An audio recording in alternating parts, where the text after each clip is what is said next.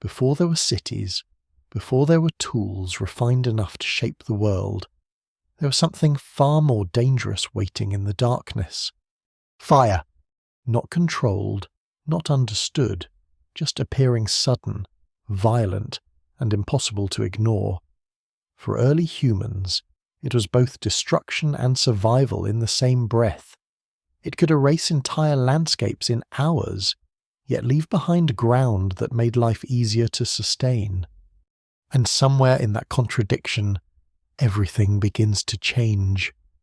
Before we go deeper into this story, take a moment to like the video and subscribe. It really helps the channel grow, and it keeps more episodes like this coming your way.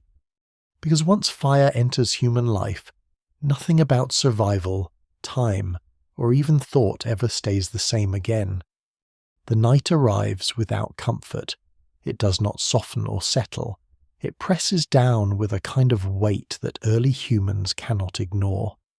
In the deep time before fire is controlled, darkness is not simply the absence of light, but a living condition that reshapes everything around it. Forests become unpredictable walls. Grasslands lose their distance and depth. Even familiar paths seem to dissolve once the sun disappears, as if the landscape itself forgets how to hold its shape. In this world, survival depends on timing more than strength. Moving too late risks becoming part of the night's unknown hazards. Resting too early means losing valuable hours of foraging. And yet, there is no way to extend the day. No warmth can be summoned on demand. No protection can be carried into the cold without cost. Fire exists, but only as something witnessed rather than owned, a tree struck by lightning, a dry hillside igniting after weeks of heat, a brief, violent bloom of flame that no one can command and no one can keep. Before going deeper into this forgotten world, take a moment to like the video and subscribe if this is the kind of history and mystery you enjoy. What survives in archaeological and anthropological understanding suggests that early hominins lived in constant negotiation with this instability. Groups such as Homo erectus and earlier Homo species occupied environments where predators were active across both day and night. Large carnivores moved freely through the same landscapes. Their senses adapted to darkness in ways early humans could not match. Without controlled fire, there is no reliable boundary between safety and exposure. A sleeping group is not protected by walls or weapons alone. It is exposed to everything that can move silently through brush and shadow. Evidence from burned bone fragments and ancient hearth-like structures appears much later in the record, but those earliest moments remain uncertain. Scholars still debate exactly when humans transitioned from opportunistic use of natural fires to intentional control. What is clearer is the condition before that transition, a world where fire is rare, dangerous, and unpredictable, yet deeply observed. Early humans would have known its effects long before they understood its potential. They would have seen animals fleeing burning landscapes, smoke forcing predators to retreat, and scorched ground remaining empty for long periods afterward. In those observations lies the beginning of something transformative. But at this stage, there is no mastery, only awareness. The landscape itself plays an active role in shaping this relationship. Lightning storms are one of the few natural sources of fire. When dry conditions align with electrical discharge, flames can spread quickly through grasslands or forest edges. For early humans, these events are both terrifying and strangely instructive. After a fire passes, new opportunities appear. Animals that survived the flames often move through altered terrain, easier to track. Fresh plant growth emerges in the aftermath, attracting herbivores. Even scavenging becomes more efficient in the aftermath of large burns. Yet these benefits are not accessible in a controlled way. They come only after destruction. The fire cannot be held, repeated, or directed. It arrives and disappears on its own terms, leaving humans to interpret its consequences rather than shape them. The bodies of early humans reflect a life lived in constant environmental negotiation. Lean builds, endurance-focused physiology, and highly adaptive behavior patterns suggest groups that moved frequently, tracking seasonal resources rather than altering landscapes to suit themselves. Shelter, when it exists, is temporary windbreaks of branches, shallow caves, or rock overhangs. None of these provide true insulation against cold nights or persistent weather changes. Without fire, the boundary between environment and body is thin. Temperature is not something managed, it is something endured. One of the most significant consequences of this condition is time itself. Without fire, night compresses human activity into stillness. Darkness reduces interaction, limits communication, and forces groups into tightly clustered rest. The day becomes the only reliable window for social behavior, learning, and coordination. This restriction shapes cognition in subtle ways. Memory, planning, and group cohesion must operate within narrow cycles of activity, interrupted daily by enforced inactivity. Some archaeological interpretations suggest that early humans may have used natural shelters more intensively during colder periods, but the evidence remains incomplete. Cave sites show signs of occupation, yet whether these were occasional refuges or structured living spaces is still debated. What is clear is that without fire, caves are not comfortable homes. They are cold, damp, and often occupied by other animals. Sharing such spaces introduces constant risk. The emotional landscape of this world is difficult to reconstruct, but certain patterns can be inferred from behavior and survival strategies. Fear is not abstract, it is environmental. Darkness is not symbolic, it is immediate danger. Even silence carries weight, because silence often precedes movement that cannot be seen. In such conditions, group cohesion becomes essential. Isolation is rarely survivable for long periods. Humans remain together not only for cooperation but for protection against the unknown. And yet, within this fragile existence, there is an underlying tension that defines everything to come. Fire is already present in the world, but it belongs to forces larger than humans. It appears in storms, in volcanic landscapes, in rare moments of natural ignition. Each appearance is a contradiction destructive and revealing, terrifying and beneficial. Early humans cannot control it, but they cannot ignore it either.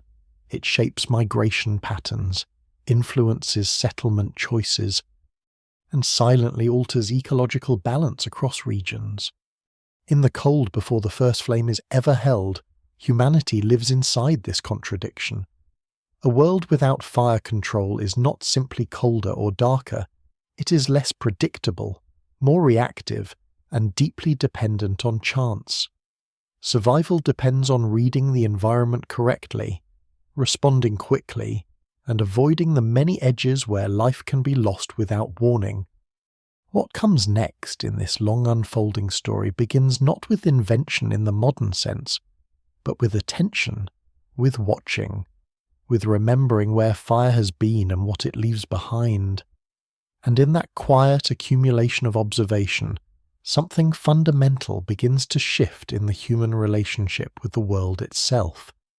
Across the same landscapes of cold nights and uncertain shelter, something begins to appear in the archaeological shadow of deep time, not fire as possession, but fire as memory. The earliest traces are not controlled hearths or structured camps, but scattered signatures of burning that suggest early humans stood close enough to fire to be changed by it, even if they did not yet command it. Charred bones in ancient sediment layers, heat-altered stones in cave deposits, and irregular ash concentrations hint at a relationship that is still forming, unstable and incomplete. At this stage, fire is still an event that arrives from the outside world. Lightning remains the most consistent source, followed by volcanic activity and rare spontaneous combustion in dry organic matter. For early hominins, these moments are not opportunities in the modern sense. They are disruptions that reshape the landscape without permission. Yet within those disruptions lies something that cannot be ignored. Transformation happens quickly, and it is profound. The smell of smoke carries far. Animals react before flames are visible. Entire herds shift direction. Predators withdraw, and the usual rhythm of movement collapses into chaos. For a species learning to survive in complex ecosystems, these patterns are not just observed, they are remembered.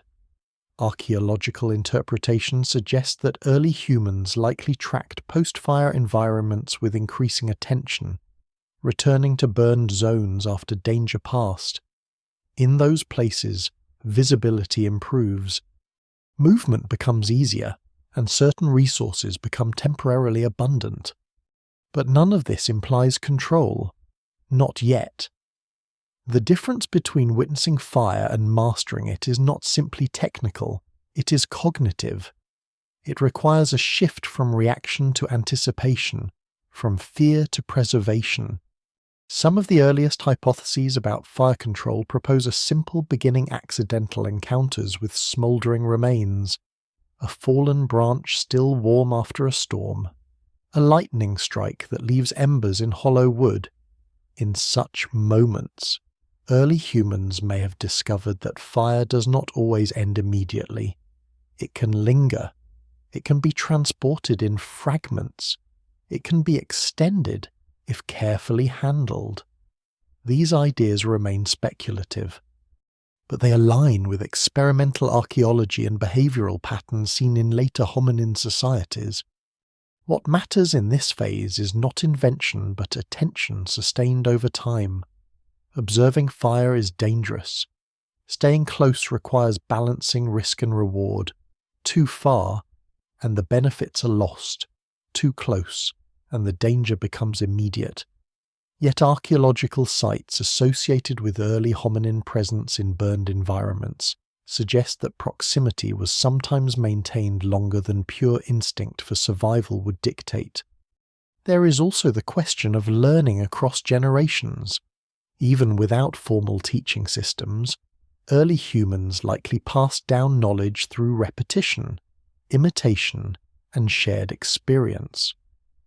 A group that encounters fire repeatedly under similar conditions may begin to develop consistent responses, not approaching too quickly, waiting for embers to cool, watching wind direction, observing how burned areas behave over time.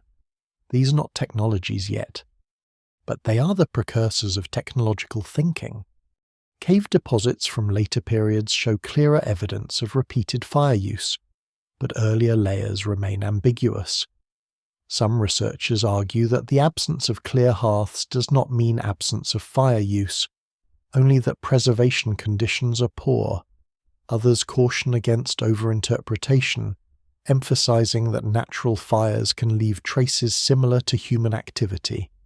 The truth likely sits between these positions, in a long transitional phase where fire is neither fully wild nor fully controlled. In this transitional world, one of the most important shifts is spatial awareness. Fire creates boundaries. Even uncontrolled, it defines zones of safety and danger more sharply than any natural feature. Animals instinctively respect these boundaries, and early humans begin to notice this pattern. A burning landscape becomes temporarily inaccessible to most predators. After the flames pass, the same area can become more navigable than before. This cycle of destruction and renewal introduces a new kind of environmental reading. Some anthropological models suggest that early humans may have begun to associate fire with specific outcomes. protection, visibility, and altered food availability. Scavenging opportunities increase after burns, as weakened animals and exposed remains become easier to access. Plant regrowth attracts herbivores, creating predictable movement patterns. These effects are not immediate inventions of fire use, but they become part of a growing ecological awareness. Yet fire remains unpredictable, and that unpredictability shapes caution. A wind shift can turn a manageable edge of flame into an advancing wall. A burning tree can collapse without warning. Even watching fire safely requires constant adjustment. This instability likely prevented early humans from fully committing to close, sustained interaction for a long period of evolutionary time. Still, something accumulates, not progress in a linear sense, but familiarity. Each encounter adds to a growing mental archive of what fire does under different conditions. Dry seasons, wet seasons, wind patterns, fuel types, all of these variables slowly become part of an emerging environmental literacy. And within that literacy, the possibility of control begins to form, even if it is not yet realized. One of the most intriguing aspects of this period is how fire may have influenced movement patterns. Groups encountering burned landscapes may have altered their routes seasonally, following post-fire ecological cycles. This would not require understanding fire itself, only understanding its aftermath. But over time, such behavior deepens exposure and increases the chance of closer interaction. There is also evidence from comparative primate behavior that attraction to fire is not purely human. Some animals are drawn to recently burned areas due to easier access to food. Early humans would have shared this ecological incentive, reinforcing the importance of fire-affected environments. And so, in the long stretch between observation and control, fire becomes a recurring presence in the human world, not owned, not summoned, but increasingly understood through its consequences. The line between fear and utility begins to blur, not through intention, but through repetition. What emerges next is not yet invention, but persistence, the quiet decision, repeated across countless generations, to stay close just a little longer each time the flames appear. The moment fire begins to matter for survival is not marked by invention, but by hesitation that proves useful. Somewhere in the long uncertainty between lightning-struck forests and the first tentative human approaches, early groups begin to realize something subtle. The ground after fire is not empty in the same way as untouched land. It is altered, and in that alteration, survival changes shape. After a large burn passes through a landscape, the silence it leaves is different from the silence of unburned wilderness.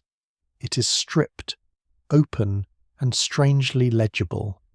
Movement becomes easier to track. Predators lose cover. Small animals, displaced and disoriented, move in predictable bursts. Even the soil itself changes color and texture, revealing traces that would otherwise remain hidden beneath vegetation. For early humans, these differences are not theoretical. They are practical, immediate and repeatable enough to notice.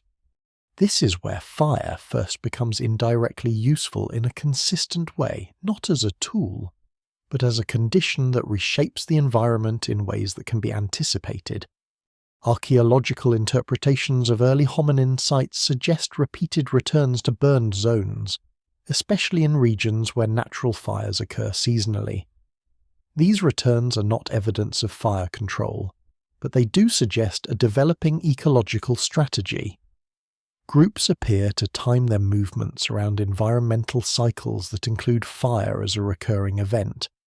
This is a subtle but important shift. Fire is no longer just an interruption. It becomes part of the landscape's rhythm. The survival advantage here is indirect but powerful. In burned areas, hunting becomes more efficient. Visibility increases dramatically, allowing groups to spot movement from greater distances. The usual camouflage of brush and shadow is gone. Even tracking footprints becomes easier in softened ash or exposed soil. These advantages would not be lost on groups that depend entirely on physical observation to locate food. At the same time, fire's destructive power remains deeply embedded in memory. A burned landscape is also a reminder of danger. Trees collapse unpredictably after fires. Animal carcasses attract scavengers. Smoke inhalation remains a risk long after flames disappear. So even as humans begin to benefit from fire-shaped environments, they remain cautious about proximity to active flames. This tension between fear and advantage defines the next stage of interaction. Some researchers suggest that early humans may have begun experimenting with preserving warmth from natural fires, though direct evidence is extremely limited.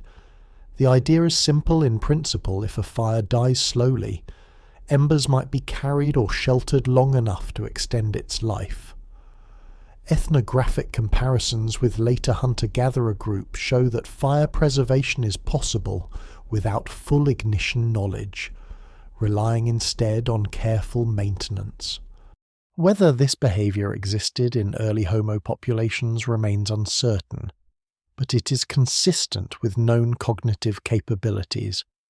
What is more certain is that fire becomes increasingly associated with safety after darkness. Even if not controlled, its effects are observed closely. Animals avoid it. Nighttime predators hesitate near its glow. The psychological boundary it creates is as important as the physical one. Light in darkness alters perception in ways that early humans likely experienced as profound, even if they did not conceptualize it abstractly. Around this stage, the earliest possible camp stabilization begins to emerge, though still loosely defined. Groups may linger near areas where natural fires have recently occurred, drawn by both resources and relative safety. These sites are temporary, but they are chosen with increasing intentionality. The environment after fire offers a rare combination: reduced concealment for threats and improved access to resources. The key transformation is not that humans control fire, but that they begin to prefer environments shaped by it. This preference introduces a new kind of behavioral feedback loop. The more a group benefits from burned landscapes, the more likely it is to remain nearby after fires occur. The more time spent in these environments, the more detailed their understanding of post-fire ecology becomes. Over generations, this builds a form of environmental intelligence that is unusually focused on a single natural phenomenon. Yet the danger remains unresolved. Fire is still uncontrollable, and its unpredictability means that proximity always carries risk. Sudden shifts in wind or dry conditions can reignite burned areas without warning. Early humans must navigate a narrow margin between opportunity and threat. In this narrow space, something important begins to form: a sense that fire is not only an event but a process with stages: ignition, growth, peak intensity, decline, and aftermath each produce different conditions. Even without technical mastery, recognizing these stages allows for more sophisticated interaction with fire-affected environments. Groups begin to respond differently depending on which stage they encounter, avoiding active flames while exploiting the aftermath. This awareness does not yet constitute control, but it lays the groundwork for it, because control begins not with creation, but with timing. Meanwhile, the biological and social structure of early humans continues to evolve in parallel with these environmental interactions. Groups that spend more time near fire-affected zones may experience subtle shifts in cooperation. Shared attention to a powerful and unpredictable phenomenon encourages coordination. Watching fire requires collective vigilance, and vigilance naturally reinforces group cohesion. Some scholars propose that this shared attention may have contributed indirectly to cognitive development, particularly in areas related to prediction and pattern recognition. While such claims remain debated, they reflect a broader consensus. Fire is not just a physical force in human evolution, but a cognitive anchor. Still, the evidence remains fragmentary. There are no clear hearths yet, no definitive signs of ignition technology. What exists instead is a slow accumulation of behavioral adjustments shaped by repeated exposure to fire's presence and aftermath. And so, fire remains both absent and present in human life, not yet owned, but increasingly central, not yet created, but increasingly anticipated. What follows is not a sudden breakthrough, but a quieter and more dangerous shift the moment when humans begin to approach fire not only after it has passed, but while it is still alive. The first time fire changes the shape of human time, it does so without announcing itself. There is no single moment of discovery, no clear threshold where observation becomes mastery. Instead, there is a slow and uneven shift in behavior, where early humans begin to linger longer in the fading glow of natural fires, extending their presence into hours that once belonged entirely to darkness. In the world before controlled fire, night is not a phase of productivity or reflection, it is interruption. Activity collapses into stillness, and stillness into vulnerability. Predators move more freely, temperatures drop without resistance, and human groups compress themselves into tight clusters for protection. Sleep is not restorative in a modern sense. It is guarded, partial, and shaped by the constant risk of intrusion. But fire alters this condition in a way that is both physical and psychological. Even when not controlled, its presence during twilight and early night introduces something unprecedented, a stable point of attention in darkness. The glow of embers after a natural fire, or the distant flicker of burning landscapes, draws human focus in a way no other environmental feature does. It holds attention, organizes perception, and creates a temporary center in an otherwise undefined space. Over time, early humans begin to associate this lingering light with reduced danger, not because fire itself is safe, but because many threats avoid it. Large predators hesitate near active flames. Smaller nocturnal animals adjust their movement patterns away from illuminated zones. Even insects respond to heat and light gradients, shifting local ecological behavior in subtle but noticeable ways. These observations accumulate slowly, generation after generation, forming a behavioral pattern that does not require formal understanding to be effective. Groups that remain near the edges of fire-affected zones at night may experience lower rates of predation or disturbance. Even without knowing why, the behavior reinforces itself. This is where night begins to expand. The extension of usable time is one of the most profound transformations in human evolution. Yet in this stage it is not achieved through invention. It is achieved through proximity. Staying near the aftermath of fire allows human groups to remain active slightly longer, to continue social interaction, tool maintenance, or rest preparation under conditions of improved visibility. The difference may seem small in isolation, but across generations it accumulates into a structural change in how time is experienced.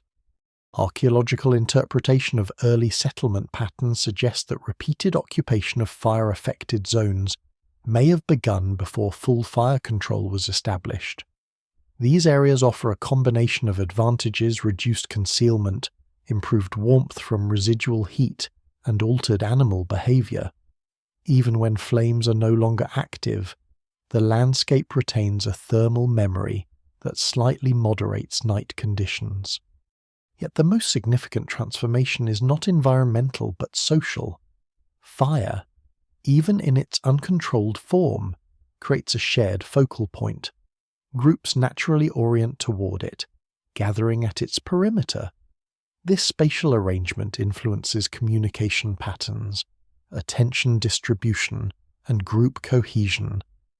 Instead of dispersing randomly in darkness, early humans cluster around a visible center. In these clusters, something subtle begins to change in the structure of interaction. Communication can extend slightly longer into the night because visibility remains partially stable.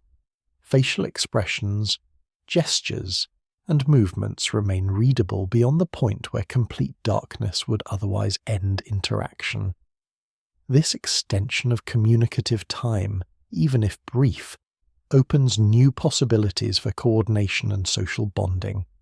Some anthropological models suggest that such conditions may have contributed to the early development of storytelling or structured information sharing, though direct evidence is absent. What is more certain is that prolonged shared attention in low-light environments strengthens group memory and cohesion. Fire becomes not just a physical phenomenon but a social anchor. At the same time, caution never disappears. Active fire remains dangerous. Sudden shifts in wind can cause flames to spread unpredictably. Burning debris can travel beyond expected boundaries. Even the act of approaching fire requires constant assessment of risk. Early humans must balance the advantage of proximity with the ever-present possibility of harm. This balance shapes behavior in a new way.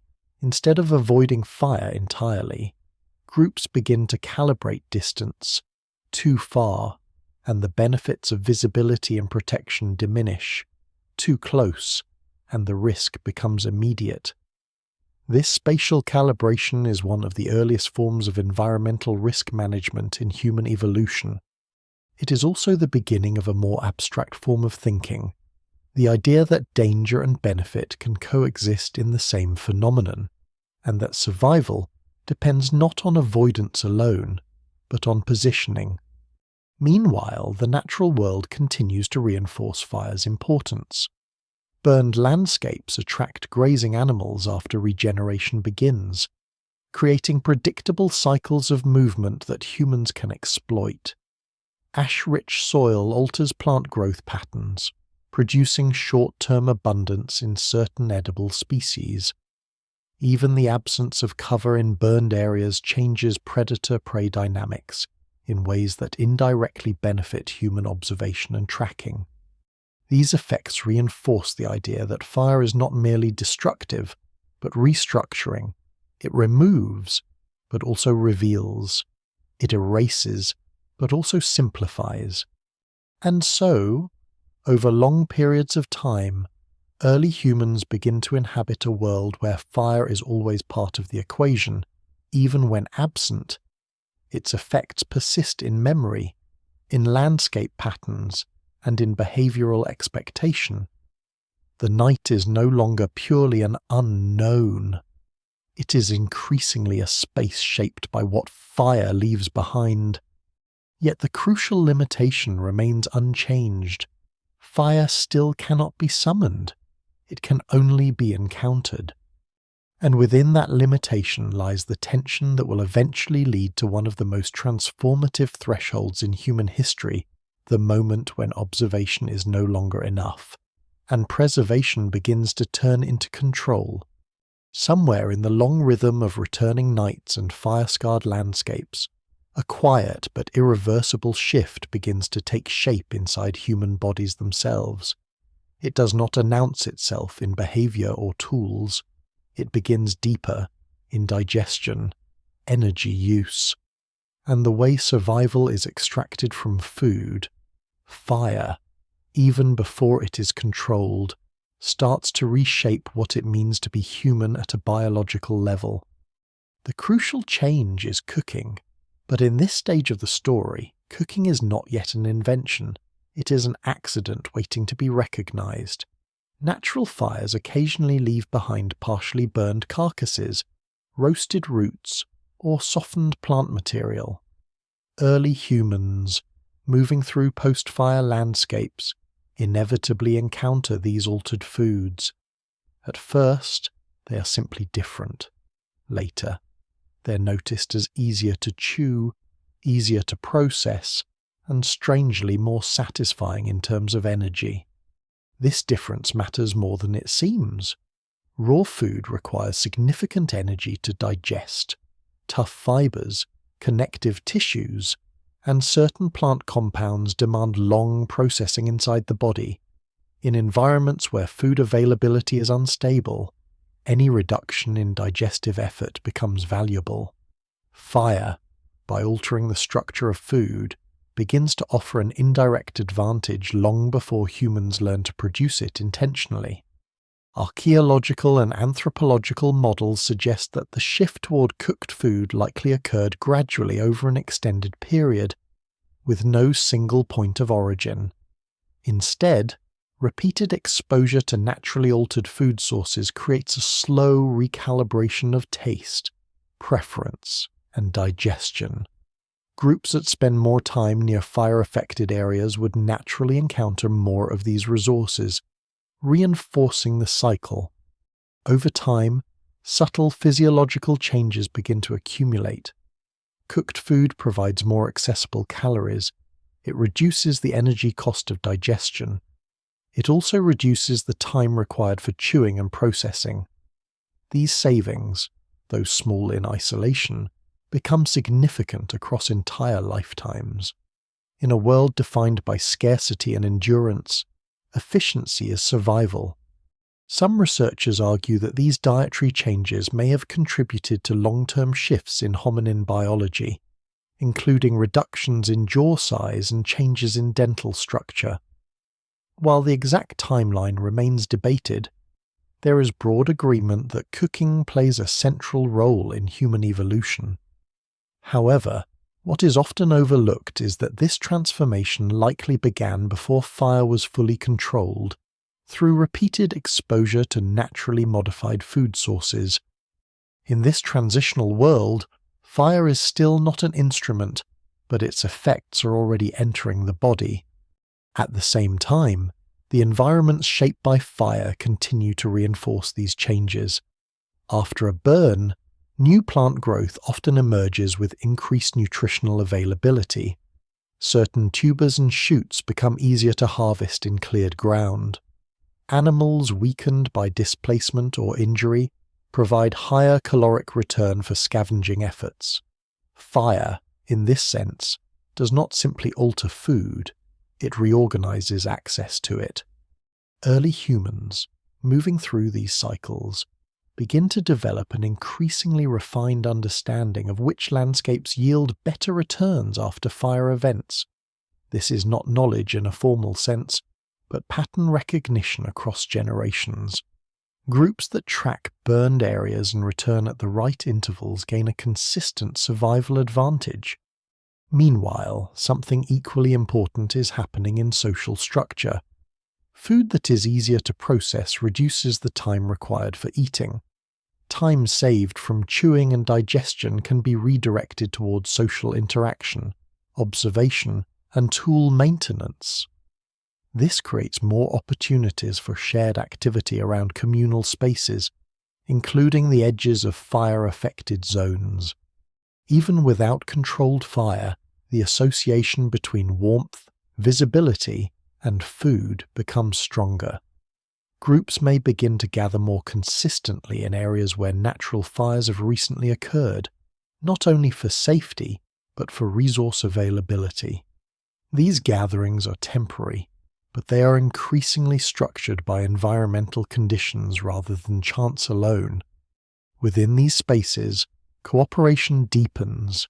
Shared food processing, even in its simplest forms, requires coordination, watching, waiting, and timing responses to environmental conditions all become part of group behavior.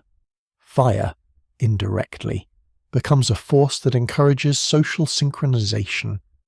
Yet the relationship remains unstable. There is still no way to reproduce fire on demand. There is no guarantee that burned landscapes will appear when needed. Entire seasons may pass without significant fire activity in some regions. In others, fire may arrive too violently, destroying rather than assisting. This unpredictability ensures that fire remains both desirable and dangerous. It cannot be relied upon, only adapted to. Still, the cognitive consequences are beginning to accumulate. Early humans are increasingly exposed to environments where outcomes depend on timing, sequence, and environmental conditions. Fire introduces a concept that is not immediately obvious, but deeply important transformation over time. Raw becomes cooked, dense becomes open, hidden becomes visible. These are not static states, but processes. Understanding processes requires a different kind of attention. It demands memory of sequences and anticipation of change. Groups that track these transformations more effectively gain survival advantages, even without understanding the underlying mechanisms. In this way, fire begins to shape not only bodies but minds. The transition toward more efficient energy use, improved nutrient access, and increased social coordination forms a foundation that will eventually support much more complex human behaviors. Agriculture, settlement, and technology all depend, in some indirect way, on this early metabolic and environmental partnership with fire. But at this stage, none of that future is visible.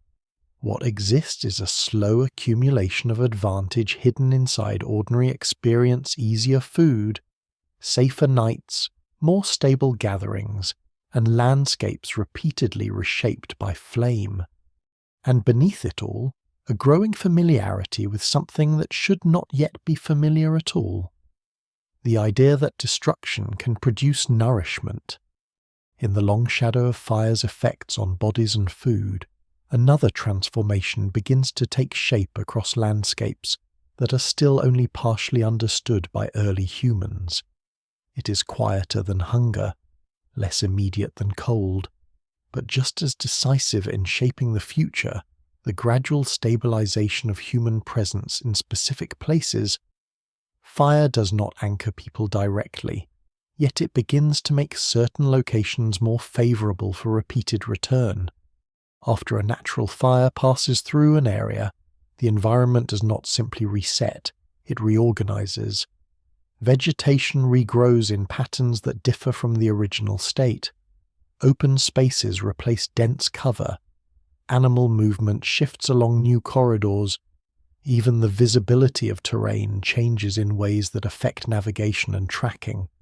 For early humans, these changes create a kind of temporary advantage map, where certain burned regions offer better access to resources for a limited time. Returning to these places becomes a rational choice, even without a full understanding of the ecological cycles involved. What matters is outcome. More food is found. Movement is easier, and threats are more visible.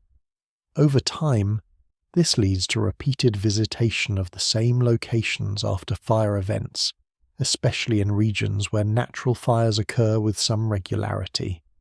This repeated return is the beginning of something structurally important: the slow formation of place memory. In earlier stages of human existence, movement is largely dictated by immediate resource availability. Groups follow seasonal patterns of plants and animals, rarely staying in one location long enough to significantly alter it. But fire introduces a different kind of rhythm. It resets environments in a way that invites return after a predictable interval of regeneration. Archaeological interpretations of later hominin sites show increasing evidence of repeated occupation in certain areas, though distinguishing fire-related attraction from other environmental factors remains complex. Still, the pattern is consistent with the idea that burned landscapes become focal points for temporary settlement. These early forms of repeated occupation are not permanent settlements, they are cyclical. a group may return to a burned area, exploit its temporary abundance, and then move on as conditions change. But the important shift is that the same locations begin to reappear in human movement patterns over time. This is how geography begins to acquire memory. At the same time, fire continues to shape the practical advantages of these locations. Burned ground offers clearer lines of sight, reducing the effectiveness of ambush predators. Fallen trees and cleared undergrowth make movement less physically demanding. In some cases, exposed mineral-rich soils encourage specific plant regrowth that attracts herbivores. Each of these effects reinforces the value of returning. Yet fire's role here is indirect. It is not creating settlements. It is creating conditions that make settlement-like behavior temporarily beneficial. Another subtle but important factor is risk distribution. In dense, unburned environments, threats are hidden and unpredictable. In recently burned areas, threats are more visible, but also reduced in number due to prior fire impact. This shift changes how early humans evaluate safety. Instead of avoiding danger entirely, they begin to prefer environments where danger can be seen and managed. This is a crucial psychological transition. Visibility becomes a form of control. Even in the absence of fire, the aftermath of fire continues to shape decision-making. Groups begin to associate certain landscapes with favorable outcomes, remembering where resources were abundant after previous burns. Over time, this creates a form of environmental forecasting based on experience rather than formal knowledge. Some anthropological models suggest that such patterns may have contributed to the development of spatial cognition and long-term environmental planning. While direct evidence remains limited, the behavioral logic is consistent. Repeated exposure to cyclical environmental changes encourages memory-based prediction. Within these returning cycles, social behavior also begins to shift. Temporary camps established in burned regions may persist slightly longer than those in unaltered landscapes. This is not due to permanence, but to efficiency.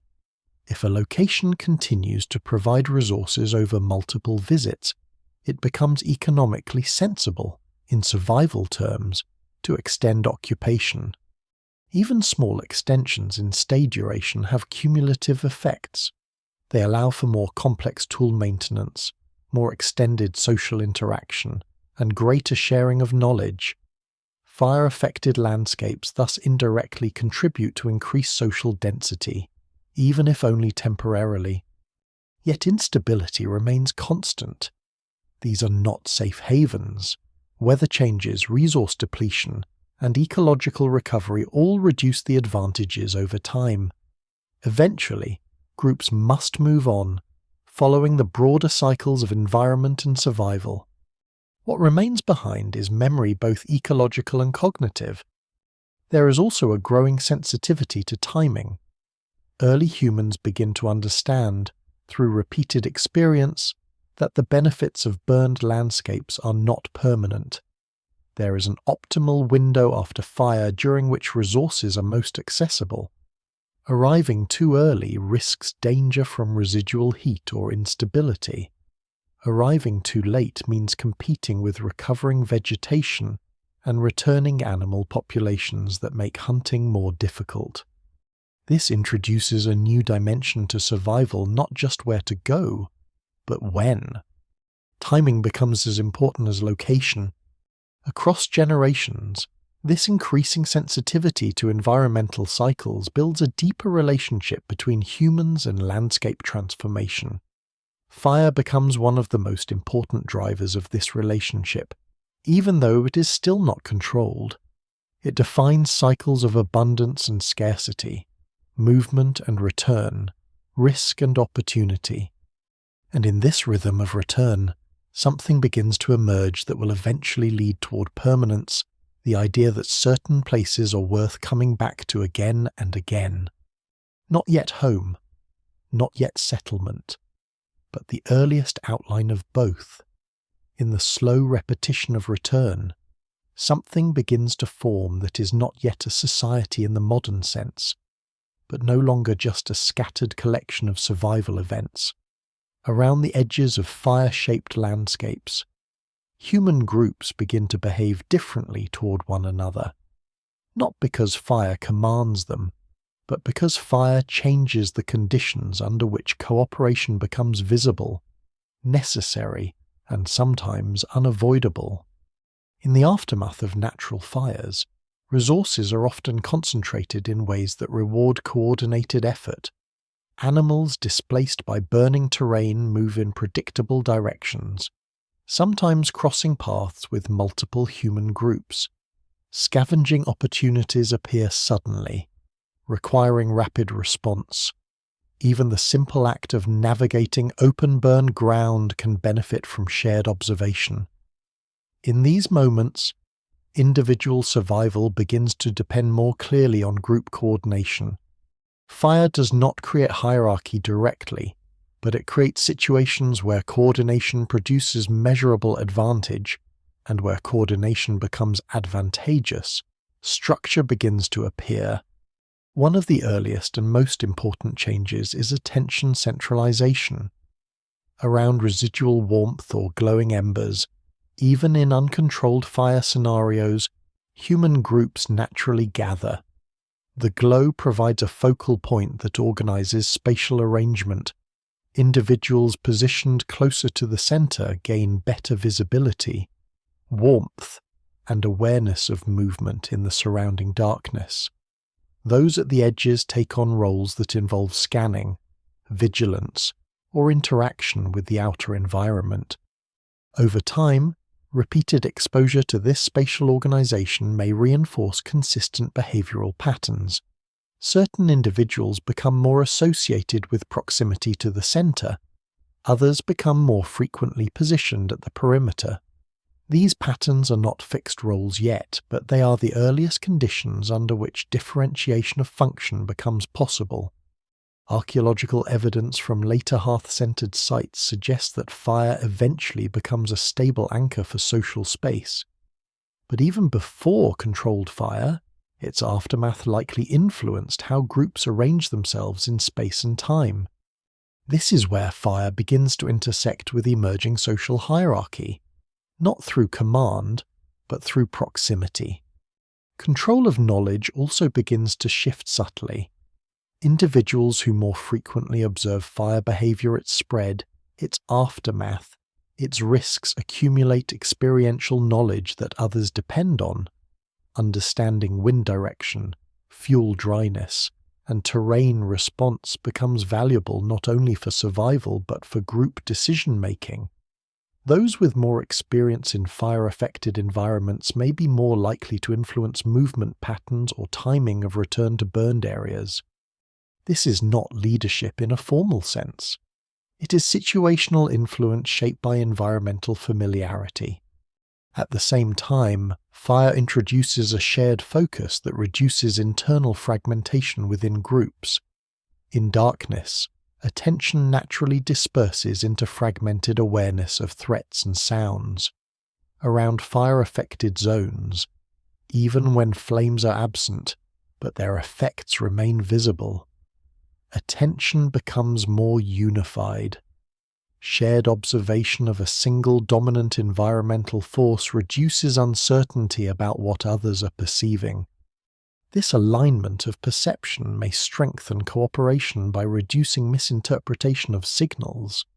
Some anthropological interpretations suggest that such shared attention environments could have contributed indirectly to the development of more complex communication systems. While the evidence remains indirect, the logic is consistent with known patterns of human cognition. Shared focal points support shared meaning. Fire also begins to influence trust, though not in a symbolic sense. In environments where danger is external and constant, groups that coordinate responses to environmental threats gain survival advantages over those that do not. Fire-affected landscapes amplify this dynamic by creating environments that require both caution and cooperation. watching for reignition, monitoring animal movement, and navigating unstable terrain all require distributed attention. In such contexts, individuals who consistently contribute to group safety become more valuable, and their presence more relied upon. Over time, this can subtly reinforce social bonds and repeated association. Yet competition does not disappear. Burned landscapes are often resource-rich in the short term, and multiple groups may converge on the same areas. This introduces tension between cooperation and conflict. Visibility in open terrain reduces the advantage of ambush, but it also increases direct encounters between groups. Fire, in this sense, both reduces and reshapes conflict dynamics rather than eliminating them. Some evidence from later periods suggests that burned zones may have acted as temporary contact zones between groups, facilitating both exchange and competition. Whether this occurred consistently in earlier periods remains uncertain, but the environmental conditions make it plausible. Within groups, fire's influence continues to accumulate in less visible ways. The need for vigilance around unpredictable environmental changes reinforces shared attention and collective decision-making. Even without permanent fire control, the experience of living in landscapes repeatedly transformed by fire encourages adaptability and coordination. What begins to emerge is not hierarchy in the strict sense, but differentiation based on experience, proximity, and situational knowledge. Fire does not assign authority, but it creates conditions where certain types of knowledge become more valuable than others. And knowledge, once valued, begins to shape social structure. Still, everything remains temporary. Groups disperse, landscapes recover, and fire shifts elsewhere. No structure formed in these environments is permanent, but each cycle leaves behind subtle traces in behavior, memory, and expectation. Over time, these traces accumulate into something more stable than the environments that produced them. And within this accumulation lies the foundation of something that will eventually outlast fire itself, structured human society built on shared environmental experience. Long after the first cautious circles of people form around fire-shaped landscapes, another consequence begins to unfold in silence across the terrain itself. It is not immediately recognized as transformation, because it does not resemble invention or progress in the human sense. It is simply change repeated often enough to become permanent in certain places. Fire, even when uncontrolled, begins to act like a tool that reshapes the living surface of the world.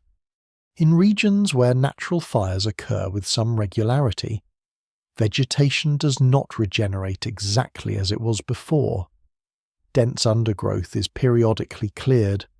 Certain slow-growing plants are temporarily suppressed, while fast-regenerating species gain advantage. Open patches appear more frequently and persist longer between cycles of regrowth. For early humans moving through these landscapes, the difference is subtle, but meaningful movement becomes easier. Sight lines extend farther, and hidden dangers become less frequent. These changes are not caused by human intention, but they are noticed, and over time they are remembered. Fire also alters access to raw materials. Trees weakened by burning are easier to break or strip for wood. Hardened resins exposed to heat may become more useful for binding or sealing purposes. Stones heated and cooled in fire-affected environments sometimes fracture in ways that produce sharper edges. Even soil composition shifts slightly in ways that affect plant growth and animal grazing patterns. None of this is understood as cause and effect in a scientific sense.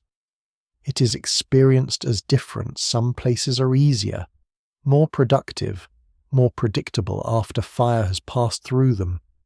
This is where fire begins to function as a landscape modifier rather than just an event. Early humans do not need to control fire to benefit from this process. They only need to move through it and remember. Groups that return to burned regions at appropriate times encounter conditions that favor survival, reduced concealment, improved tracking opportunities, and temporary resource abundance. These advantages reinforce movement patterns that increasingly include fire-affected zones as part of seasonal or cyclical routes. In this way, fire begins to influence spatial planning across generations. The idea of useful terrain begins to emerge, even if not consciously defined. Certain valleys, grasslands, or forest edges become associated with better outcomes after fire cycles. These associations are not fixed maps, but living memories carried within groups. Over time, this creates a loose mental geography where burned landscapes are not avoided, but actively incorporated into movement decisions. Archaeological interpretations of later prehistoric movement patterns suggest that humans often followed ecological cycles tied to vegetation recovery after disturbances, including fire. While direct evidence for early phases remains limited, the behavioral logic aligns with known hunter-gatherer strategies following productivity rather than static location. Fire accelerates this dynamic by repeatedly resetting environments into early stages of ecological succession, where resources are often more accessible. In parallel, a more subtle shift occurs in human tool use. While fire itself is not yet controlled, exposure to its effects begins to influence how materials are selected and processed. Heat-altered stone can fracture into sharper flakes. Charred wood can become easier to shape or split. Even hardened animal materials exposed to burning conditions may behave differently under pressure or cutting. These are not yet technologies in the strict sense, but they are emerging associations between transformation and utility. Fire becomes, indirectly, a force that teaches that materials can change state. This recognition is crucial. It introduces the idea that the natural world is not fixed, but transformable under certain conditions. Even if early humans do not yet understand how to reproduce those conditions, they begin to recognize that change itself can be harnessed, observed, and potentially anticipated. At the same time, fire continues to restructure animal behavior in ways that further reinforce human adaptation. Grazing animals tend to return to burned areas during regrowth phases, creating predictable movement corridors. Predators, lacking cover, shift hunting strategies or avoid certain zones entirely. These changes make post-fire landscapes uniquely valuable for observation-based hunting and scavenging. Early humans, relying entirely on environmental cues, become increasingly skilled at reading these patterns. The ability to interpret where animals will appear after fire becomes a form of ecological intelligence that enhances survival probability. Yet fire remains unpredictable. Its timing, intensity, and spread cannot be controlled. Entire landscapes may be transformed too quickly or too extensively to be useful in the short term. In some cases, fire destroys rather than prepares, eliminating resources instead of redistributing them. This duality reinforces a complex relationship. Fire is neither ally nor enemy, but a force that must be interpreted rather than trusted. Even so, the cumulative effect is undeniable. Across thousands of generations, repeated exposure to fire-altered environments shapes human movement, material awareness, and ecological understanding. Landscapes that have burned are no longer neutral. They carry memory in their structure, and that memory influences human behavior long after flames disappear. In this sense, fire begins to function as an invisible architect of space. It clears, opens, resets, and redistributes. Humans move within the consequences of its actions. gradually building survival strategies around its patterns. And in the background of all this adaptation, a deeper possibility begins to emerge if fire can transform landscapes so completely on its own. What might happen if it could be guided, maintained, or even initiated? That question does not yet have an answer, but the conditions for asking it are already taking shape. There is a point in deep prehistory where fire stops being only something that happens to the world and begins to quietly reshape how violence itself is understood. It does not happen as a sudden invention or a deliberate weaponization. Instead, it emerges from repeated observation. Fire moves, consumes, and clears space in ways that no living creature can match. And anything that cannot be matched begins to be studied with intent. In burned landscapes, early humans noticed something unsettling but useful. Areas stripped of vegetation are no longer just easier to move through, they're harder for predators to use as cover. Large carnivores that rely on ambush lose their advantage in open ground.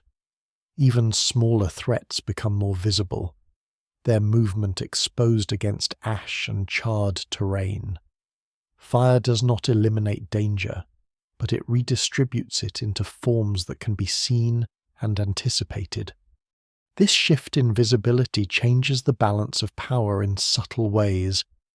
Early humans are not stronger than the predators they share the landscape with, but in fire-altered environments, they are less blind, and in survival terms, visibility often matters more than strength. Over time, this creates a behavioral pattern that edges closer to intentional use. Even if intention is not yet fully formed, groups begin to move toward burned areas not just for resources, but for relative safety. In these zones, confrontation is less likely to occur by surprise. Encounters are more symmetrical, more dependent on distance and reaction than hidden approach. Fire, even in its aftermath, becomes a kind of environmental equalizer. There are also indirect effects that shape defensive behavior. The smell of smoke and the memory of burning landscapes become associated with avoidance in many animal species. Some predators retreat temporarily from heavily burned zones until prey populations recover. Early humans, attentive to these shifts, begin to recognize that fire leaves behind a temporary defensive buffer in the environment. It is important to emphasize that this is not yet fire as a weapon. There is no evidence in this stage of controlled ignition used for hunting or conflict. Instead, what exists is a growing awareness that fire changes the rules of engagement between species sharing the same space. In some later archaeological contexts, there are interpretations of possible early fire use in driving animals or managing movement, but these remain highly debated and belong to much later phases of human development. In this earlier stage, what matters is perception. Fire is understood as something that influences behavior even when absent. This perception has consequences. One of the most significant is the gradual expansion of human confidence in occupying open space. Dense vegetation, while protective, also restricts movement and visibility. Burned areas remove that cover. In environments where threats are primarily ambush-based, openness becomes a form of partial safety. Early humans begin to weigh this trade-off more deliberately over time, even if only at an instinctive level. This is a subtle but important shift in environmental psychology. Safety is no longer defined only by enclosure, but also by the ability to see and be seen. At the same time, fire's relationship with predators introduces a new dynamic of indirect pressure. Animals learn to avoid recently burned zones until ecological recovery makes them viable again. This avoidance behavior creates temporary windows in which humans can move with reduced competition or threat. These windows are unpredictable, but when they occur, they offer a significant survival advantage. Groups that recognize and exploit these windows are more likely to succeed in accessing food resources and avoiding dangerous encounters. Over generations, this reinforces attention to fire patterns as part of broader ecological awareness. There is also a psychological dimension that begins to form in parallel. Fire is one of the first natural forces that early humans observe as both destructive and protective depending on context. It destroys cover, but reveals movement. It displaces animals, but also exposes them. It creates danger through unpredictability, but also reduces certain forms of hidden danger. This dual nature complicates simple categorization. Fire cannot be placed neatly into the mental categories of threat or tool. It exists as both, depending on timing and distance. And this ambiguity forces a more flexible kind of thinking. In environments shaped by fire, survival increasingly depends on interpreting changing conditions rather than relying on fixed rules. A burned landscape is safe in one moment and dangerous in another. A smouldering tree may be harmless or may collapse. Animals may be absent or may return in large numbers after regrowth begins. Fire teaches variability. This is where cognitive adaptation begins to align with environmental complexity. Some researchers proposed that such fluctuating environments played a role in enhancing human predictive abilities, particularly in relation to risk assessment and environmental scanning. While direct evidence from this period is limited, the behavioral requirements are clear groups that can better anticipate changes in fire-altered landscapes, gain advantages in survival and movement. Meanwhile, fire's defensive implications begin to extend beyond immediate landscapes into broader spatial understanding. Areas that have burned recently are remembered as temporarily altered zones. These zones are neither permanently dangerous nor permanently safe. They exist in a state of transition. Navigating them requires memory, timing, and experience. This introduces a layered understanding of space. Not all places are equal at all times. Over long periods, this contributes to a more sophisticated mental mapping of territory, where environmental history becomes as important as physical geography. Fire is one of the primary forces that generates this historical layering in the landscape. Still, despite all of these changes, fire remains outside direct human control. Its defensive advantages are opportunistic, not engineered. It cannot be summoned to clear terrain or deter predators on demand. It arrives according to climate, weather, and chance. And yet, even in this uncontrolled state, it is already reshaping the balance of survival in ways that no other natural force quite matches. Because fire does not just change the environment, it changes what can be seen, what can be avoided, and what can be survived. There is a question buried deep inside the long relationship between humans and fire that refuses to settle into a single answer. It is not the question of what fire does, or even how it changes survival.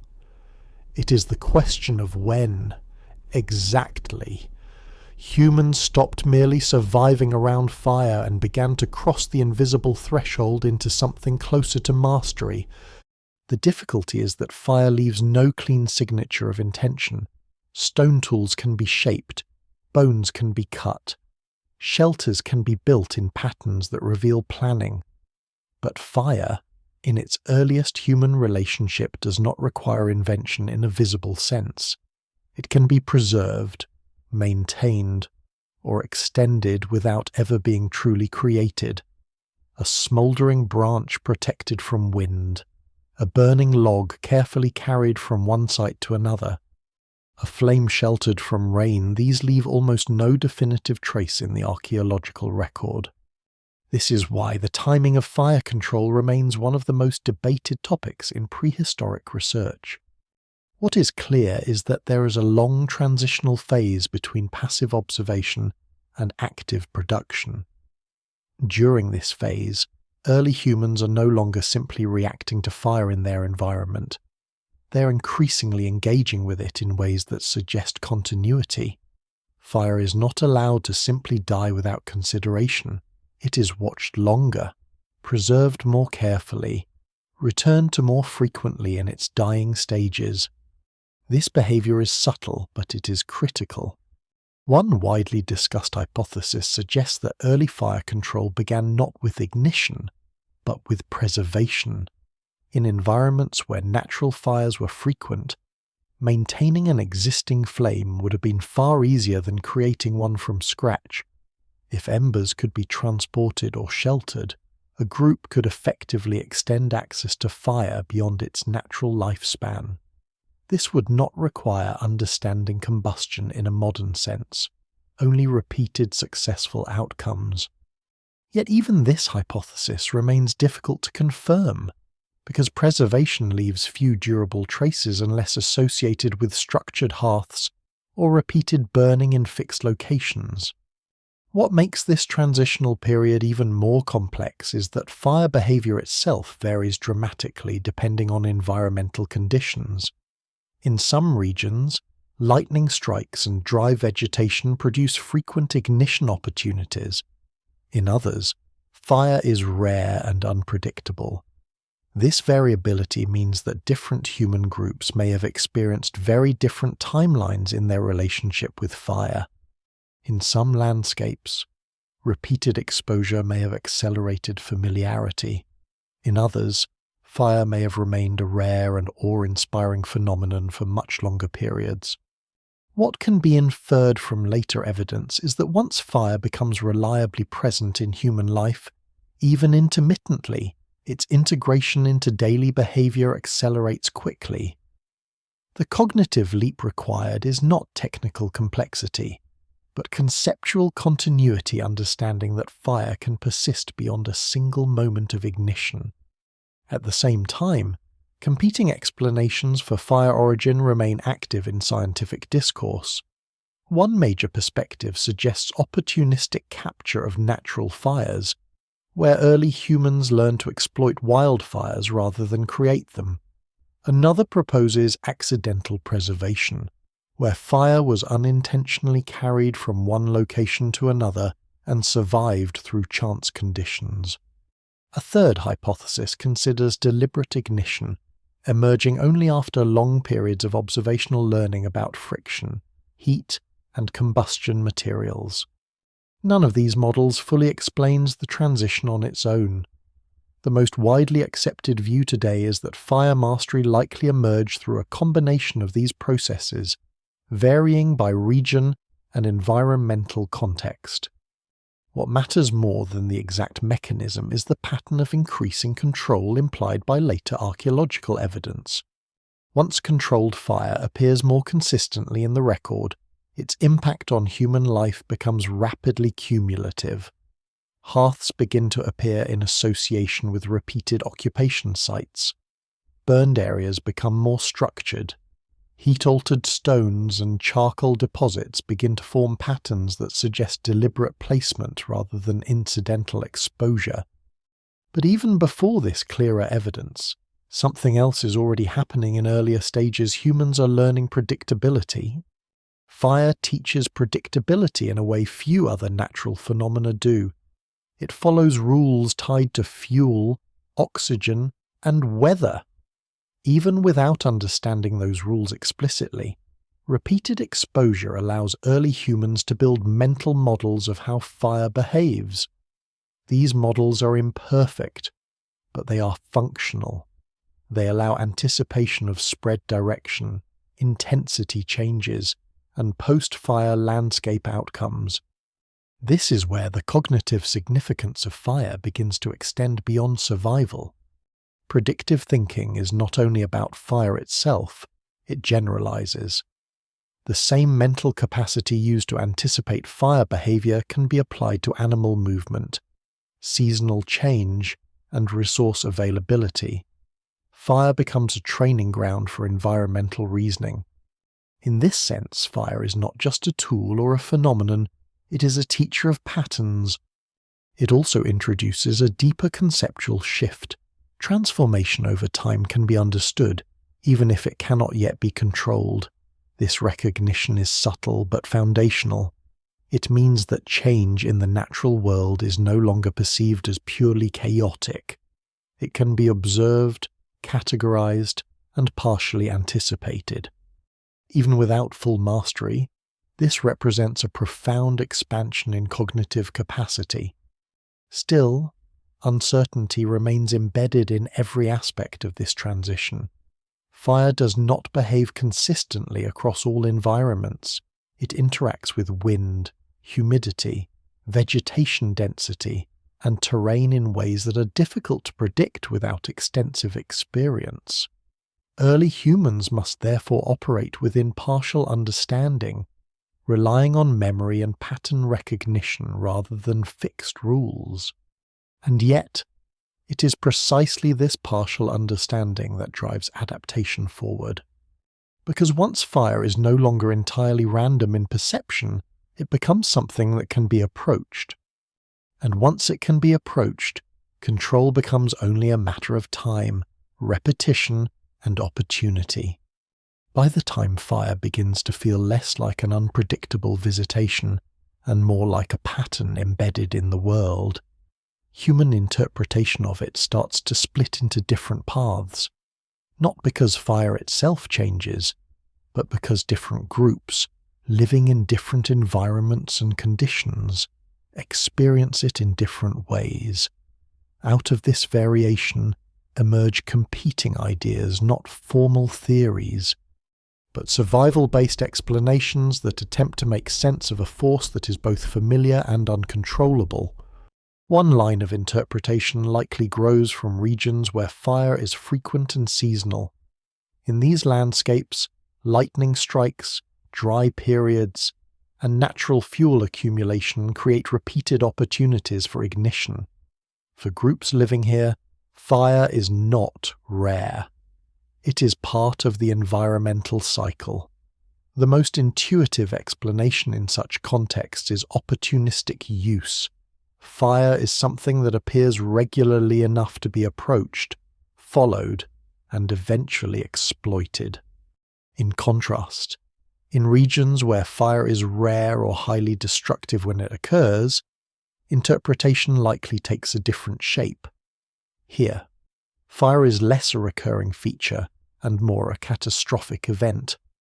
The idea of approaching it, even after it fades, carries greater risk and less familiarity. In these environments, if fire use emerges at all, it may be more closely tied to accidental preservation, encountering embers, carrying heat unintentionally, or maintaining small remnants after natural events. These differences matter because they suggest that fire mastery does not begin as a single invention, but as multiple independent relationships with the same phenomenon. Another important perspective focuses on observation of natural ignition processes. Early humans would have witnessed fire starting from lightning strikes, volcanic activity, or friction in dry organic matter under rare conditions. While they would not understand combustion as a scientific process, they would recognize consistent associations, heat, dryness, wind, and material density all influence whether fire appears or spreads. Over long periods, such associations form a practical but incomplete mental framework. There is also the possibility of accidental ignition through human activity itself.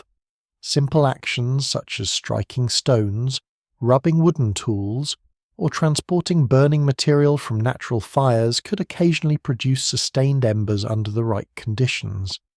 While these events would be rare and unpredictable, their impact could be significant if they led to repeated experiences of fire survival beyond natural occurrences. What unites all of these competing explanations is not accuracy, but persistence. Each reflects a different pathway through which humans gradually increase their proximity to fire, without requiring immediate understanding of its underlying mechanics. Archaeology does not preserve these mental models directly. What survives are traces of behavior-burned layers in sediment, repeated hearth-like formations, and spatial clustering of artifacts around areas of heat alteration. These patterns suggest increasing consistency in fire use over time, even if the exact cognitive steps remain invisible. One of the central debates in modern research is whether fire control emerged once or multiple times independently. Some evidence suggests early fire use in Africa appears at different times than in Eurasia, raising the possibility of parallel development. However, preservation bias and uneven archaeological records make it difficult to determine whether these are separate inventions or incomplete glimpses of a broader, earlier spread of knowledge. What is more certain is that once fire becomes reliably present in human activity, it spreads quickly across behavioral domains. Cooking, protection, tool production, and social organization all become increasingly structured around its presence. But before that point, there's a long and uncertain threshold where fire exists in a semi-controlled state, neither fully wild nor fully domestic. During this threshold phase, the key limitation is repetition. True control requires not just occasional success, but consistent reproduction of fire under varied conditions. Natural preservation or opportunistic capture may provide temporary access, but they do not guarantee continuity. Without continuity, fire cannot fully integrate into daily survival systems. This is why the transition from observation to control is so difficult to define. It is not a single breakthrough, but a gradual increase in reliability. At the cognitive level, this shift demands more than environmental awareness. It requires procedural thinking, the ability to reproduce outcomes by following sequences of actions. Even if early humans do not understand causality in modern terms, repeated experimentation with materials and conditions gradually builds a sense of what actions increase the likelihood of fire persistence. In this way, fire becomes one of the earliest domains where trial, error, and repetition lead to stable knowledge. Still, uncertainty remains central. Even after extended familiarity, fire does not behave identically in all situations. Wind shifts, moisture levels, and fuel composition introduce variability that cannot be fully eliminated. This forces early humans to remain adaptive rather than rigid in their approach. And it is this tension between predictability and unpredictability that keeps fire just beyond full mastery for so long. Yet even without complete control, the relationship has already crossed an irreversible threshold. Fire is no longer external in the same way it once was. It is now part of human decision-making, environmental reading, and survival strategy. The question is no longer whether humans encounter fire. It is how often, under what conditions, and with what consequences. And from that point forward, the path toward full ignition control becomes less a discovery waiting to happen, and more an inevitability shaped by accumulated experience. In the quiet layers of sediment beneath ancient landscapes, fire leaves behind a signature that is both unmistakable and frustratingly incomplete. It appears as charcoal fragments scattered through soil, as reddened stones fractured by heat, as faint chemical shifts in ground once exposed to intense temperatures. Yet none of these traces tell the full story of intention. They confirm that fire was present, but not how it was used, preserved, or understood. This is the central challenge of interpreting early fire use. The evidence survives, but the behavior does not. Some of the earlier sites associated with possible fire activity show burned bones and heat-altered materials that suggest repeated exposure to high temperatures. In certain cases, these traces appear in association with hominin remains or stone tools, implying a connection between human activity and fire-altered environments. However, distinguishing between natural wildfire effects and controlled fire use remains one of the most difficult problems in archaeology. Natural fires can produce many of the same signatures as human-controlled burning. A lightning strike can generate intense heat sufficient to alter bone structure and redden surrounding sediments. Wind-driven wildfires can leave behind patchy burn patterns that mimic repeated human hearth use. Over thousands of years, geological processes can further blur these distinctions, mixing layers and dispersing evidence across time. Because of this, scholars must rely not only on the presence of fire traces, but on their organization in space and time. One of the key indicators used in interpretation is pattern consistency. Natural fires tend to produce irregular, environmentally driven burn distributions. Controlled fire use, in later periods, often appears as more localized and repeated burning in specific areas, suggesting deliberate placement. However, in the earliest phases of human interaction with fire, these patterns are not yet clearly distinct. This ambiguity is why early fire use remains a subject of ongoing debate. Sites such as Wonderwork Cave in South Africa, Gesher Benot Yaakov in the Levant, and other early archaeological contexts are frequently discussed in relation to ancient fire activity. Some evidence from these locations suggests possible controlled burning, or at least sustained interaction with fire-affected materials. Yet even in these cases, interpretation is cautious. The data supports presence, but not always control. What emerges from these sites is not a single clear origin point, but a fragmented map of early fire exposure across different regions and time periods. This fragmentation is important. It suggests that fire did not enter human life as a single unified invention, but as a repeated set of encounters across varied environments. In some places, humans may have interacted with fire more frequently due to environmental conditions. In others, fire may have remained rare and episodic, delaying deeper integration. The archaeological record also reveals another limitation preservation bias. Fire-related evidence is often destroyed by the very processes that create it. Heat alters soil chemistry, but erosion, water flow, and later occupation can erase or distort those changes. As a result, what survives today is likely only a partial reflection of how often early humans actually encountered fire. Despite these gaps, a broader pattern is still visible across the deep timeline of hominin evolution, increasing frequency and complexity of fire-related traces over time.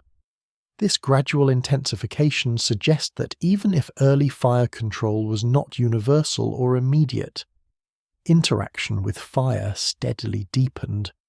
In parallel with this material evidence, experimental archaeology provides additional insight. Studies of how natural materials behave under controlled burning conditions help reconstruct what early humans might have observed. Wood types, moisture levels, and environmental exposure all affect how fire behaves and what traces it leaves behind. These experiments demonstrate how easily natural fire signatures can overlap with potential human activity, reinforcing the caution required in interpretation. Yet even with uncertainty, one conclusion remains widely accepted. Fire becomes increasingly central to hominin life long before it becomes fully controlled. This centrality is visible not only in direct burn evidence but in indirect effects. Changes in tool production techniques, shifts in site selection, and patterns of animal processing all suggest growing familiarity with fire-altered environments. Even when fire itself is absent, its consequences are embedded in how early humans interact with their surroundings. Another important aspect of the archaeological record is the spatial relationship between artifacts and burned areas. In later, more clearly controlled fire contexts, tools and occupation debris cluster around hearths. In earlier contexts, this clustering is weaker, more diffuse, but still occasionally present in ways that suggest repeated association with burned zones. This pattern supports the idea of a transitional phase where fire is present in human environments without yet being consistently produced or maintained. What is particularly striking is how quickly fire becomes integrated once reliable control is achieved in later periods. The archaeological record shows a rapid increase in hearth construction, cooking evidence, and spatial organization once controlled fire is established. This suggests that the cognitive and behavioral groundwork for fire use had already been developing for a long time prior to full mastery. In other words, the capability was likely waiting before it became visible. And so, the archaeological traces of fire do not mark a single invention.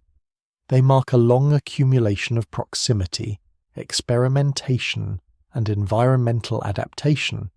Fire appears first as scattered evidence, then as recurring presence, and finally as structured control.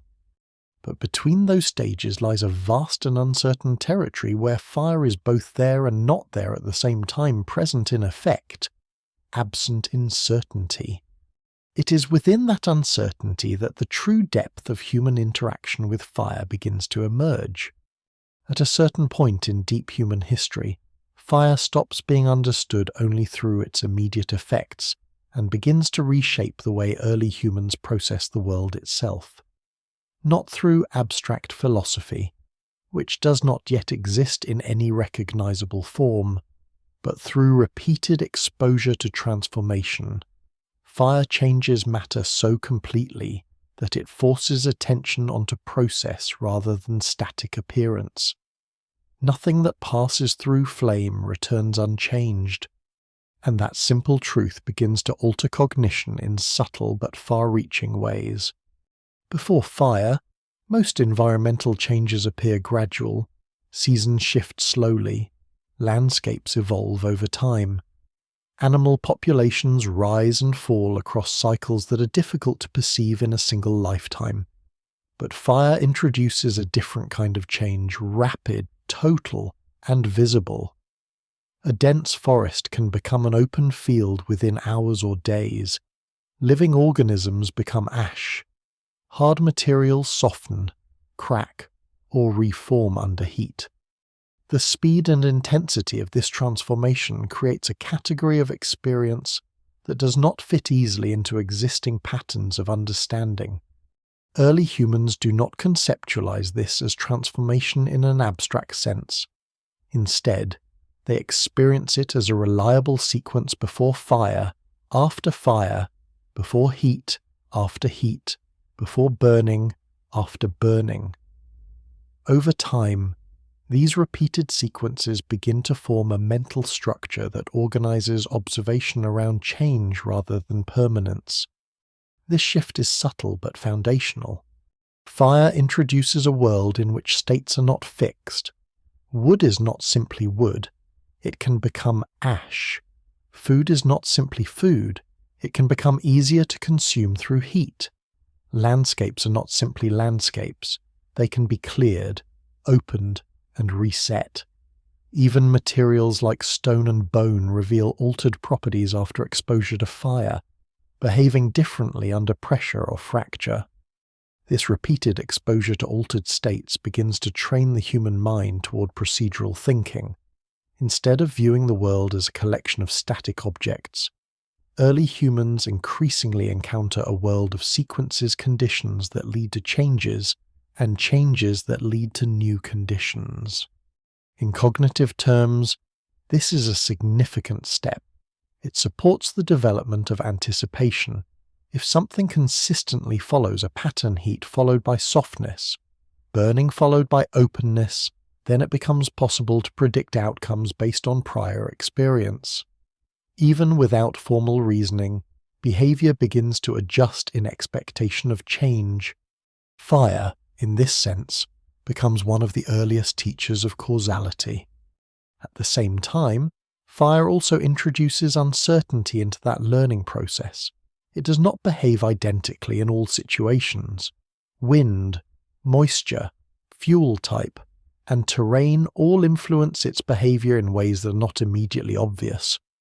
This inconsistency prevents simple rules from forming too quickly. Instead, knowledge must remain flexible, constantly updated through experience. This balance between predictability and unpredictability is crucial. It forces early humans to remain attentive rather than relying on fixed assumptions. Attention becomes a survival skill shaped by fire's variability. Some researchers suggest that this environmental pressure may have contributed indirectly to the development of more advanced cognitive flexibility in hominin species. While this remains a hypothesis, the behavioral demands of living in fire-influenced landscapes support the idea that adaptability was strongly selected for. Fire also affects communication in indirect but important ways, because it creates a shared focal point, especially in its aftermath or during controlled proximity. It concentrates attention among group members. Shared attention is one of the conditions that supports more structured communication.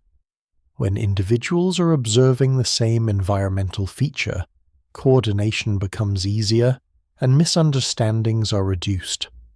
Over time, this could support more complex forms of information exchange, particularly about environmental changes, animal movement, and resource availability.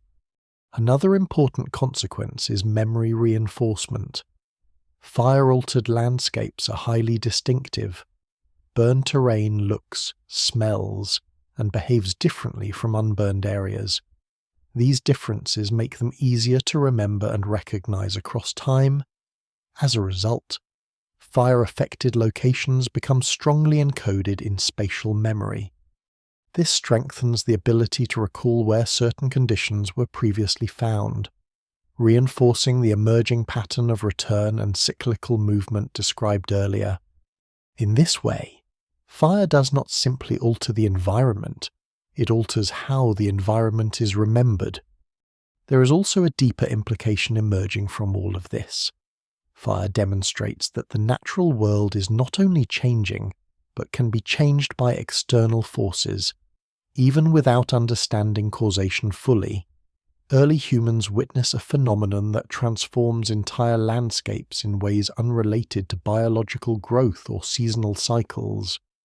This observation introduces a critical cognitive expansion. The world is not fixed in form. Once that idea takes root, even implicitly, it opens the possibility that transformation can be guided, not just observed. If fire can change landscapes, materials, and resources so dramatically, then perhaps its effect can be influenced, extended, or eventually initiated. At this stage, such ideas remain unformed. There is no deliberate experimentation in the modern sense, but the conditions for experimentation are beginning to exist. Repetition, observation, variation, and memory all converge around fire in ways that encourage gradual refinement of understanding. And so, fire becomes more than a phenomenon in the environment. It becomes a framework through which change itself is perceived. Not yet controlled, not yet reproduced at will, but increasingly understood as something that follows patterns, responds to conditions, and reshapes everything it touches. From here, the path toward deliberate mastery is no longer about discovering fire.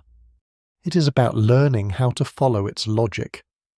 There are moments in deep human history where survival no longer depends only on strength, speed, or instinct, but on something far more fragile: continuity. Fire, in its slow integration into human life, begins to reveal how easily continuity can be broken, and how difficult it is to restore once lost. A flame that goes out is not just an absence of heat or light.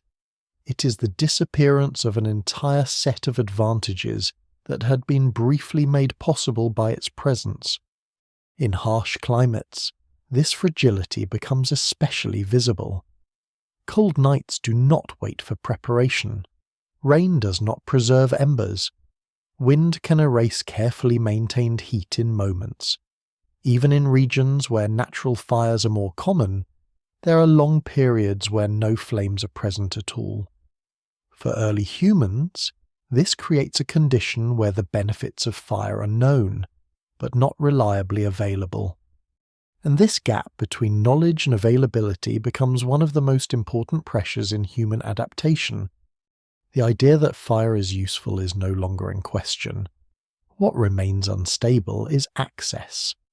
Groups that encounter fire more frequently, whether through natural environmental cycles or fortunate circumstances, gain repeated exposure to its advantages. Others experience long intervals without it, relying entirely on memory of what fire provides rather than its immediate presence. This uneven distribution creates a subtle but powerful evolutionary pressure. Any behavior that increases the likelihood of maintaining or extending fire's presence would offer a significant survival advantage, even if only marginally successful at first. It is within this context that the transition toward more reliable fire management begins to make sense, not as a sudden invention, but as an outcome of necessity repeated across countless generations. One of the most likely early steps is simple preservation. If a fire is already burning, maintaining it becomes more efficient than waiting for another natural ignition.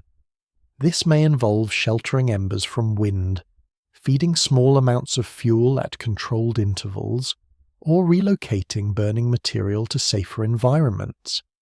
None of these actions require understanding fire in scientific terms. They require only repeated recognition that active fire is more valuable than absent fire. Over time, such behaviors, when successful, would be reinforced. Groups that manage to extend fire's lifespan gain longer periods of warmth, safety, and food processing capability. Even small extensions of fire duration could have significant survival consequences in environments where cold and darkness present constant threats. At the same time, the consequences of losing fire become more pronounced as dependence increases. As fire becomes more integrated into daily survival strategies, its absence becomes more costly. This creates a feedback loop. The more fire is used, the more important it becomes to preserve. However, preservation alone is not enough to explain full control. At some point, reliability requires reproduction, and reproduction requires a different cognitive step, understanding that fire can begin under specific conditions that may be replicated. Whether this transition occurred through accidental ignition, experimentation with friction, or observation of natural processes remains one of the central debates in prehistory. What is clear is that once reliable ignition becomes possible, even intermittently, the structure of human life changes rapidly. But before that threshold is crossed, there is a long and critical phase where fire is still unstable, yet increasingly central. During this phase, fire likely becomes embedded in daily routines wherever it is available. It is maintained when possible, sought when absent, and integrated into patterns of movement and settlement. The presence of fire reduces risk at night, improves food efficiency, and alters social behavior in ways that reinforce group cohesion. In colder regions, this effect would be especially pronounced. Survival without fire in such environments would be significantly more difficult, creating strong selective pressure for any group that could maintain access to it, even intermittently. At the same time, fire begins to influence the structure of time itself. Activities cluster around periods of availability. Tasks such as food preparation, tool maintenance, and social interaction are extended into periods that would otherwise be limited by darkness or cold. This creates a rhythm in which fire availability shapes daily cycles. Even in its incomplete form, fire begins to reorganize human life. Yet uncertainty never disappears. Fire remains vulnerable to environmental disruption. Sudden weather changes, lack of fuel, or simple neglect can extinguish it. This fragility ensures that early humans must remain constantly adaptive, never fully reliant on its presence in any fixed way. This constant instability reinforces a dual awareness: fire is essential, but never guaranteed. And it is precisely this tension that drives the final steps toward mastery. Because once a phenomenon becomes essential, the pressure to control it intensifies beyond simple adaptation. It becomes a priority not only for survival, but for stability itself. At this stage of the story, fire is no longer just part of the environment. It is part of human vulnerability and human potential at the same time. And the gap between those two states is where full control will eventually emerge. By the time fire becomes an inseparable part of human existence, its role is no longer defined by single encounters or isolated benefits. It has become a background condition that shapes survival itself, even when absent. What once appeared as rare natural event or unpredictable force now sits at the center of how early humans understand stability, risk, and continuity. In this final stage before civilization begins to take form, fire is no longer just something that is observed, followed, or preserved. It has become something that structures expectation. Groups anticipate its presence because they understand what is lost without its warmth in cold nights, safety in darkness, efficiency in food processing, and the ability to remain in place longer without dispersing. This expectation alone is transformative. Even in periods when fire is not actively present, its influence persists in memory and behavior. Landscapes are interpreted through their fire history. Movement decisions take into account whether an area is likely to have burned recently or not. Social organization increasingly assumes that fire will be available at some point, shaping how time and activity are structured. At this stage, the difference between controlled fire and uncontrolled fire begins to blur in importance compared to the certainty that fire is part of life. Whether it arrives from nature or is maintained by human action becomes less significant than the fact that its presence can no longer be separated from survival strategy. What matters most is reliability. And reliability, once valued, becomes the foundation for control. Across different regions and environments, the gradual accumulation of fire-related knowledge eventually reaches a threshold where reproduction becomes possible. Whether through repeated observation of natural ignition, accidental success in preserving embers, or experimentation with friction and material interaction, humans begin to cross the boundary from dependency to initiation. Fire is no longer only something that must be found or maintained. It can now be brought into existence under certain conditions. This shift is subtle in material terms but absolute in consequence. Once fire can be initiated, even inconsistently, the entire structure of human life begins to reorganize at a deeper level. Settlements become more stable because fire reduces environmental risk. Food systems become more efficient because cooking becomes routine rather than opportunistic. Social interaction becomes more extended because night is no longer a hard boundary to activity. Over time, these changes accumulate into a new relationship with landscape and time. Humans are no longer simply adapting to environmental cycles. They're beginning to stabilize them in localized ways through consistent use of fire. Yet even as control emerges, fire does not lose its dual nature. It remains dangerous, unpredictable, and capable of destruction if mismanaged. This ensures that mastery is never absolute in a simple sense. It is always conditional, requiring attention, care, and continuous management. This balance between control and risk becomes one of the defining features of early human development.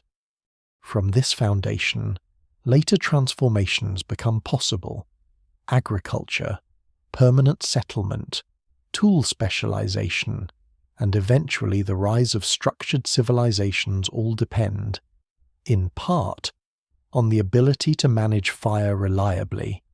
Without it, cold regions would remain largely inaccessible, food processing would remain inefficient, and nighttime activity would remain severely limited. But long before those developments, fire has already completed its most important transformation. It has moved from external phenomenon to internal assumption. It is no longer just part of the world, it is part of what makes the world habitable. Looking back across this long arc, what begins as rare and terrifying natural event becomes, through countless generations of observation and adaptation, one of the most important forces shaping human survival. Fire does not simply improve life in a single dimension. It multiplies possibilities across multiple domains at once: environment, biology, cognition, and society. And yet, its greatest impact is not any single effect.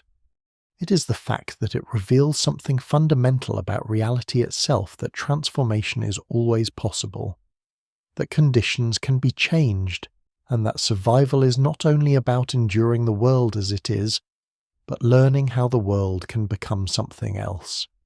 In that realization lies the quiet foundation of everything that follows in human history. As fire becomes stable, so too does the possibility of permanence. As warmth becomes reliable, so too does settlement. As cooked food becomes routine, so too does population growth. And as night becomes usable time, so too does culture begin to extend beyond necessity. All of it traces back to a force that was never truly human in origin, but became inseparable from what humans would eventually become. Fire does not end here. It continues forward into every stage of civilization that follows, but its most profound transformation is already complete. It is no longer just a phenomenon to survive. It is a condition that makes survival something more than survival. Slowly, in the space between flame and darkness, the ancient world gives way to something new without ever fully forgetting what made it possible.